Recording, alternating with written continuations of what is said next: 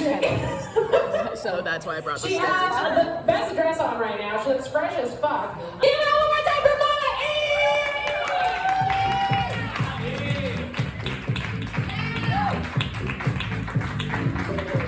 Hey, hello, NOLA! How we doing? Woo! Let's go! I guess I'll start you guys off with this. I'm a storyteller. Always have been. I've tried to shorten it now that I'm in stand-up because you only have 4 minutes usually, and so that's not enough time for jack shit. But even in high school, I would tell stories, right? I'd like to get real get real cozy, bring people in with some exposition, lay it all out, lay out the details, bring them in with me. There was this girl, however, who liked to interrupt story time, which I didn't appreciate. The fact that I called it story time means your mouth should be shut. So, and she would interrupt at the most inconvenient and irrelevant times, and on the smallest details too. So for example, if I'm telling you a story about walking to school in the morning. So there I was walking down, it was a cool crisp day, a little dewy, warm, it was cool, it was all right.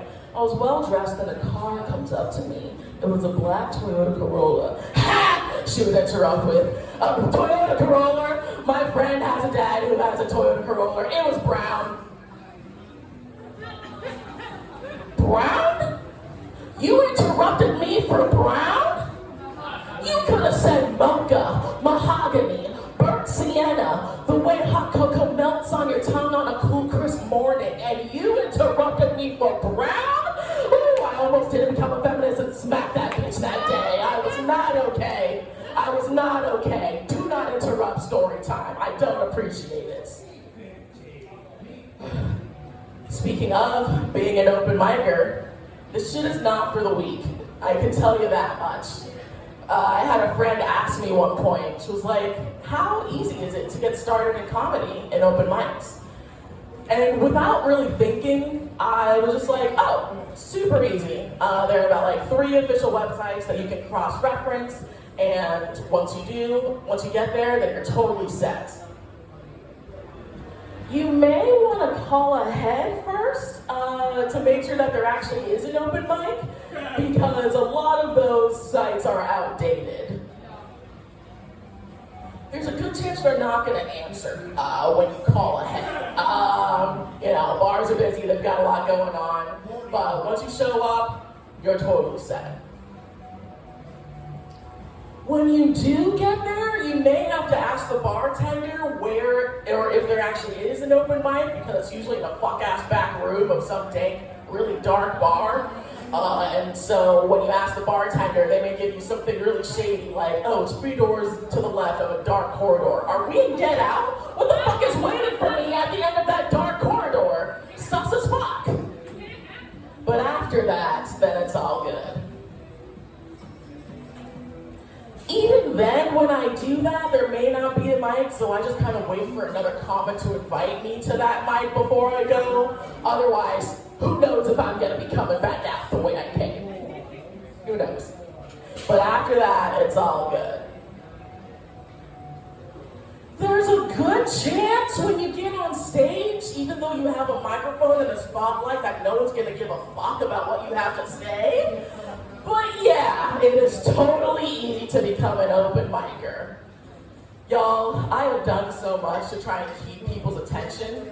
I told myself when I first started stand-up comedy, I was only gonna dance 10 times in my career. Y'all, I'm on 6. So either y'all need to start paying better attention or the end of my career is nigh. That shit is nigh. Stand-up comedians, we do not make much at all. I don't care how glamorous SNL makes it seem. A bitch is broke, all right? So hook a bitch up. If you got a gig, let a bitch know. You ever been so broke you gotta play games on your phone for money? If I make 30 cents after playing for 10 hours, that's a good day. Like, talk about a fucking recession, bro. Even fucking Royal Match and Temple Run aren't paying like they used to. Shit. What's a bitch to do? What is a bitch to do? So I go to open mics all over the city, but when I'm on the north side, where the white people are, I'm usually the loudest in the crowd, which I am used to. It's all right. Gotta rep my Nigerian heritage. Let's go. Gonna laugh at everything that is or is not funny. Gonna clap to let you know I support your dreams, even if your set was trash. I believe that everyone deserves like common respect. Tell me why I, on the north side, typically become the representative for all black people. The amount of times that I've had to explain the word shit should not be more than 0. It just shouldn't. It shouldn't.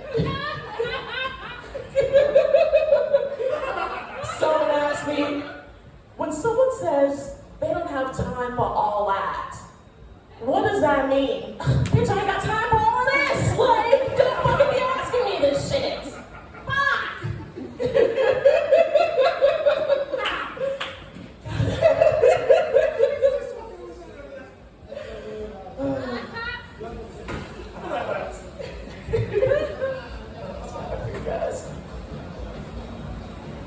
So I am what they call a sleepy bitch. Can anyone else identify? Love it, love it, love it. Yes. And so people don't understand, and it makes dating hard, especially like online dating, when they don't understand just how much of a sleepy bitch you are. I have a question for the audience. I want to know, what's the longest that you've slept without interruption? I mean, not getting up to go pee, then going back to sleep. I mean, completely straight. What's the longest? Madam? 12 hours, okay. Ooh, we got a thick one. Can anyone beat that? Can anyone beat 12 hours? What? Sick, 18? Ooh, when you were sick. Okay, wow, 18. Can anyone beat 18 hours? Anyone at all? So just me. I've got it beat. The longest I've slept without interruption is 26 hours. I remember I woke up and I was like, I guess there goes Sunday. I was unprepared for that shift. But yeah, as far as dating, I was talking to someone online and I was just like, hey, I am about to go down for a nap because communication's important. And they were just like, okay, I'll be here when you wake up. And when I woke up 19 hours later, they unmatched me. Like, when I tell you sleepy bitch, I am not kidding. And as a storyteller, I've got one more for you guys. This is a true story. It happened some time ago, a few months ago. I was at an open mic, and I was in an unsuspecting area, and I was there until the end, which was about like midnight. And so when I get to the bus, I'm not expecting there to be anyone. And there were like 3 people there. So I was excited. So I do what I usually do when there's an unsuspecting amount of people in an unsuspecting place and an unsuspecting time. I go to the relative middle and I say, is this where all the cool kids hang out? I kind of love that about me. I'm gonna keep doing it. And so, closest to me, there was 3 people. There was a woman standing, a few feet later, a man standing, a woman standing, and then at the bench there was another guy who was sitting down. And so, since I was in the middle, I was closest to the woman, and I realized she's crying. And I'm like, fuck. Well, I already came to bring levity to the situation, so I guess I'm just gonna keep on going with what I'm doing. And so at first, I care. I asked, are you all right? Do you need anything? She's like, no, I'm all right. It's okay.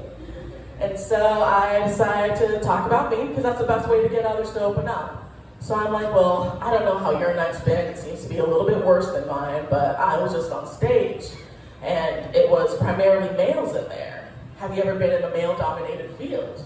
She takes it for a second. She thinks about it. She's like, I don't know. I trudge on. And so I'm like, well, when I was just on stage, then all of a sudden I hear, bitch, shut the fuck up. I don't want to hear that shit. Male dominated my ass. Shut the fuck up. Turns out the guy who was closest to me, they were together. And surprise, surprise, he was the reason she was crying.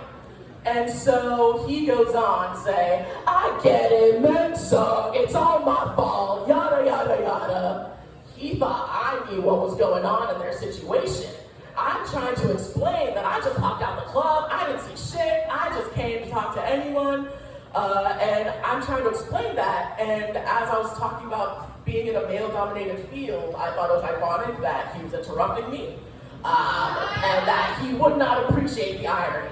And so as I'm trying to explain, oh, I didn't know you two together, he was like, try that shit on the next bitch, ho. I don't give a fuck. Male dominated my ass. And then he called this girl over, like they walked the street and they crossed 3 times, which is twice more than they needed to.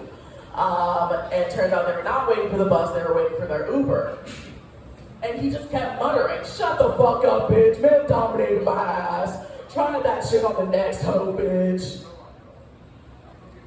All the way up until they got into the car. 3 things I whittled it down to. 1, I could tell he could not define male-dominated if he were asked. From the way that he was muttering, he didn't know what the fuck I was even talking about, and that he would not, again, appreciate the irony of interrupting me. 2, what about this screams, Mr. Steal Your Girl?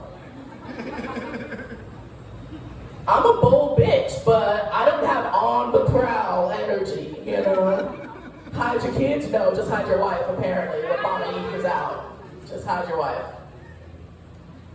3rd, and this is probably the most important, I realized he was her pimp.